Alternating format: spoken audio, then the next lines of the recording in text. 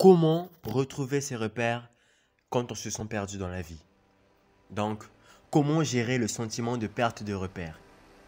Salut les amis, c'est Henri. J'espère que vous allez bien et c'est la question du jour. Le sentiment de perte de repères se caractérise par une forme d'embrouille dans notre tête. On se sent perdu par la diversité d'opinions dans un ou plusieurs domaines ou aspects de la vie. On a peut-être cru au début que l'amour était comme ceci ou comme cela.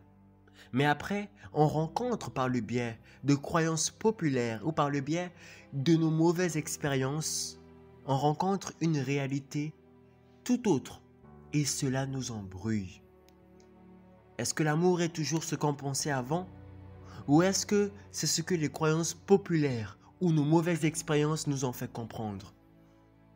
Ainsi, par là peut suivre une série de questionnements qui peut conduire à un sentiment de perte de repères. Et lorsqu'on se sent perdu, tout semble aller vite. On se sent confiné dans une petite boîte. On croit voir la vie passer à 1000 km/h. Les amis, je tiens à vous dire que plusieurs personnes partout dans le monde font face à ce sentiment de perte de repères. Et cela dans plusieurs domaines. Certains perdent leurs repères dans le domaine de la religion, d'autres dans le domaine des relations amoureuses. Bref, plusieurs connaissent ce sentiment. Le problème est que la plupart des personnes désignent ce sentiment de perte de repères comme étant négatif. Il est vrai qu'il est désagréable, mais il n'est pas négatif. La réalité, c'est que c'est une étape de transition nécessaire où on va aller découvrir ce qui est important pour nous, une étape où on va se forger nos propres croyances et où on va cultiver les convictions qui seront dorénavant les nôtres. Notre cerveau est directionné vers un but et notre cerveau se donne un but en fonction de nos croyances. Il s'efforce en toutes circonstances à prouver et à réaliser nos croyances dans nos vies. Et le fait est que notre cerveau ne s'étend pas vers plusieurs buts à la fois, encore moins vers des buts contradictoires. Donc, il ne peut pas recevoir des croyances contradictoires et paradoxales à la fois. Tu ne peux pas lui dire de faire une chose et son contraire. C'est pourquoi à un moment ton cerveau te dit arrête, je ne peux pas croire que les hommes sont naturellement bisexuels et en même temps croire que ce n'est pas vrai. Arrête, tu dois te forger une seule croyance. Ainsi, dès lors qu'il y a cette embrouille dans la tête, commence le sentiment de perte de repères et ce pour te dire qu'il faudrait que tu te trouves une seule croyance, un seul chemin que tu vas suivre. C'est ainsi qu'en ce sens, le sentiment de perte de repères est important. Tout d'abord, les repères que nous avons reçus, nous les devons ou nous les tenons de notre éducation, de notre culture, de ce qui nous a été transmis par nos parents, par notre entourage. Et par rapport aux circonstances, peut arriver un moment où on perd foi en ce qui nous a été inculqué et cette sensation de perte de repères s'installe. Ainsi, c'est à partir de cet instant que l'on plonge en soi pour trouver ce qui est important pour nous, pour trouver ce sur quoi on va commencer à bâtir nos réalités. C'est vrai que cette sensation de perte de repères est désagréable et difficile à vivre, mais il faut la surmonter. Il faut surmonter cette étape et avancer. Les amis, il faut commencer par deux choses essentielles pour surmonter cette étape.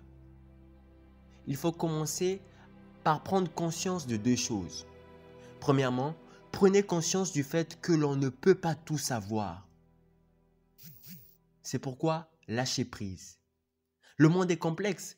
Il y a des milliards d'individus, des milliers de milliards d'opinions. On ne peut pas connaître l'infinité des possibilités présentes dans l'univers. Par exemple, vous pouvez sans doute compter 3 à 4 façons de faire la vaisselle. Mais permettez-moi de vous surprendre en vous disant qu'une étude a prouvé qu'il y a plus de 300 façons différentes de faire la vaisselle. Voyez-vous, Il y a tellement de possibilités dans le monde. Nous ne pouvons même pas en connaître une petite partie, tellement que cela constitue une infinité. Donc, lâchez prise. Lâcher prise, cela peut commencer par la respiration. Inspirez et expirez. Dites-vous, oui, je ne peux pas tout savoir, mais je lâche prise. C'est important et c'est le premier pas. Deuxièmement, la prise de conscience à avoir, c'est de réaliser que nos croyances sont limitées et qu'en aucun cas, elles ne sont gravées quelque part. Prenez conscience que nos croyances sont changeantes et qu'il faut savoir évoluer. Ces croyances qui sont les nôtres ne constituent pas une vérité absolue. Sachez aussi que l'opinion de la majorité est très souvent saisie comme étant la vérité. Mais cela ne doit pas nous pousser à adopter cette croyance. C'est important à savoir. Nos opinions sont les nôtres. Bien qu'elles nous sont chères, elles ne sont pas une vérité universelle. Voici là la deuxième prise de conscience à avoir.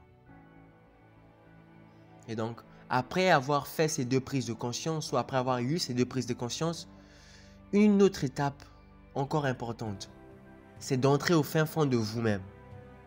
Écoutez votre cœur, écoutez-vous, tournez votre attention sur vous. L'homme est un être social, alors n'hésitez pas à confier vos problèmes, vos soucis auprès des autres. Confiez-vous. Soyez neutre par rapport à vos anciennes croyances pour commencer à prêter attention à votre cœur. Acceptez de suivre votre propre voie. Voilà la clé. Enfin, laissez-moi vous confier un conseil qui pourrait vous aider à trouver plus facilement votre voie. Le conseil, c'est de vous définir vous-même. Par exemple, si je me définis comme étant positif, toutes les croyances que je me forgerai seront positives. Ainsi, au lieu de penser que les hommes sont injustes, parce que je me suis défini comme étant positif, je vais dire que les hommes ne sont pas injustes, qu'il y a des bonnes personnes et qu'il y a d'autres qui ont juste besoin de changement. Cher ami, comment vous définissez-vous? Quelle est la vie à laquelle vous aspirez? Après avoir répondu à cette question, définissez vos nouvelles croyances et votre nouvelle voie en fonction de la vie à laquelle vous aspirez. Sur ce, j'espère que cette vidéo a pu vous être utile. C'est déjà la fin. Si vous l'avez aimé, n'hésitez pas à laisser un j'aime, à la partager pour aider des amis, des proches à avancer. Et n'hésitez pas à vous abonner si cela n'est pas encore fait. Sur ce, bonne route vers le succès.